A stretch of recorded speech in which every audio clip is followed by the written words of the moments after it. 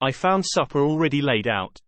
My host, who stood on one side of the great fireplace, leaning against the stonework, made a graceful wave of his hand to the table, and said, "I pray you, be seated and sup how you please. You will, I trust, excuse me that I do not join you, but I have dined already, and I do not sup." I handed to him the sealed letter which Mr. Hawkins had entrusted to me. He opened it and read it gravely. Then, with a charming smile, he handed it to me to read. One passage of it, at least, gave me a thrill of pleasure. "I must regret that an attack of gout, from which malady I am a constant sufferer, forbids absolutely any traveling on my part for some time to come, but I am happy to say I can send a sufficient substitute, one in whom I have every possible confidence. He is a young man, full of energy and talent in his own way, and of a very faithful disposition. He is discreet and silent, and has grown into manhood in my service. He shall be ready to attend on you when you will during his stay, and shall take your instructions in all matters." The Count himself came forward and took off the cover of a dish, and I fell to at once on an excellent roast chicken. This, with some cheese and a salad and a bottle of old Tokay, of which I had 2 glasses, was my supper. During the time I was eating it, the Count asked me many questions as to my journey, and I told him by degrees all I had experienced.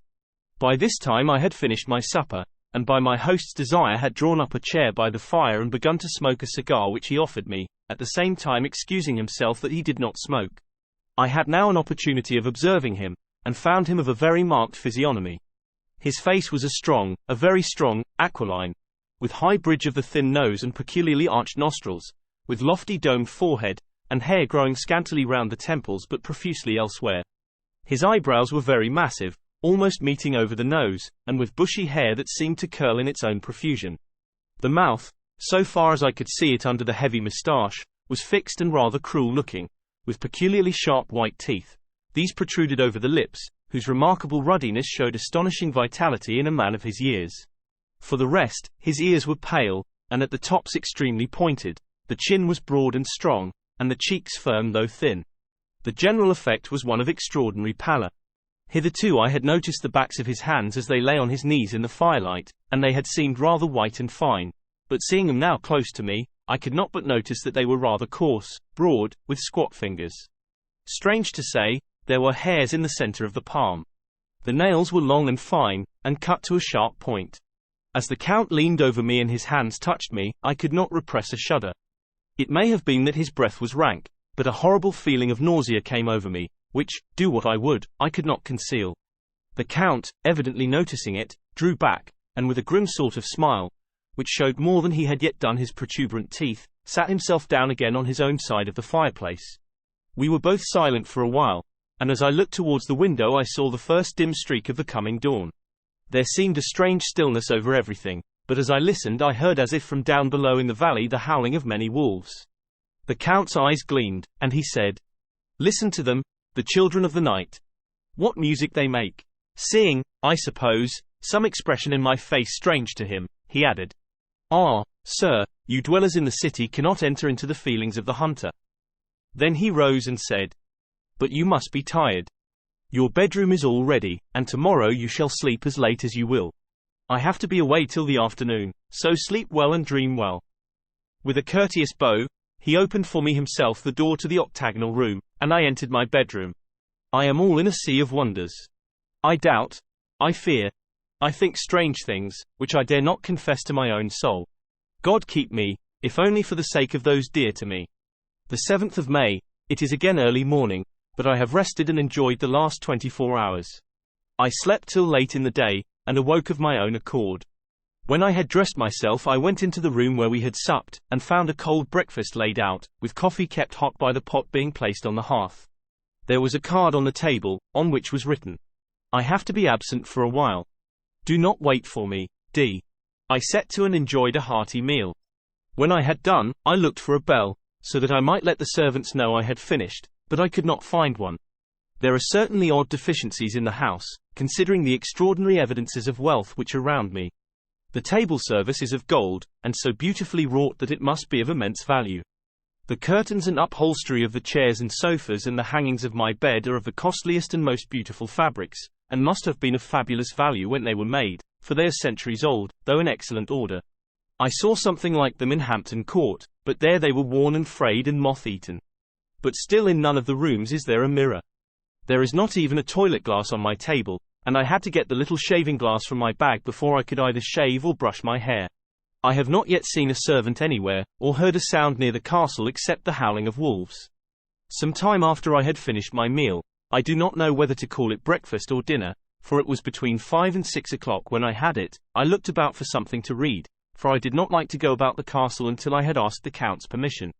There was absolutely nothing in the room, book, newspaper, or even writing materials. So I opened another door in the room and found a sort of library.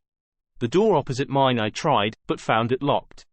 In the library I found, to my great delight, a vast number of English books, whole shelves full of them, and bound volumes of magazines and newspapers.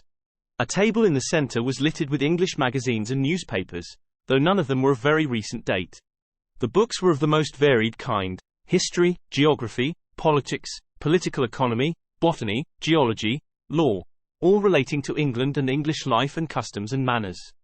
There were even such books of reference as the London Directory, the Red and Blue books, Whitaker's Almanac, the Army and Navy lists, and, it somehow gladdened my heart to see it, the Law List. Whilst I was looking at the books, the door opened, and the Count entered. He saluted me in a hearty way, and hoped that I had had a good night's rest. Then he went on. I am glad you found your way in here, for I am sure there is much that will interest you. These companions, and he laid his hand on some of the books, have been good friends to me, and for some years past, ever since I had the idea of going to London, have given me many, many hours of pleasure. Through them I have come to know your great England, and to know her is to love her. I long to go through the crowded streets of your mighty London, to be in the midst of the whirl and rush of humanity, to share its life, its change, its death, and all that makes it what it is. But alas! As yet I only know your tongue through books. To you, my friend, I look that I know it to speak. But, Count, I said, you know and speak English thoroughly. He bowed gravely. I thank you, my friend, for your all too flattering estimate, but yet I fear that I am but a little way on the road I would travel. True, I know the grammar and the words, but yet I know not how to speak them. Indeed, I said, you speak excellently. Not so, he answered. Well, I know that. Did I move and speak in your London, none there are who would not know me for a stranger. That is not enough for me. Here I am noble, I am boyar, the common people know me, and I am master. But a stranger in a strange land, he is no one. Men know him not, and to know not is to care not for. I am content if I am like the rest, so that no man stops if he see me, or pause in his speaking if he hear my words. Ha, ha. A stranger. I have been so long master that I would be master still, or at least that none other should be master of me. You come to me not alone as agent of my friend Peter Hawkins, of Exeter, to tell me all about my new estate in London. You shall, I trust, rest here with me a while, so that by our talking I may learn the English intonation, and I would that you tell me when I make error, even of the smallest, in my speaking. I am sorry that I had to be away so long today, but you will, I know, forgive one who has so many important affairs in hand. Of course I said all I could about being willing, and asked if I might come into that room when I chose. He answered, yes, certainly, and added, you may go anywhere you wish in the castle, except where the doors are locked, where of course you will not wish to go.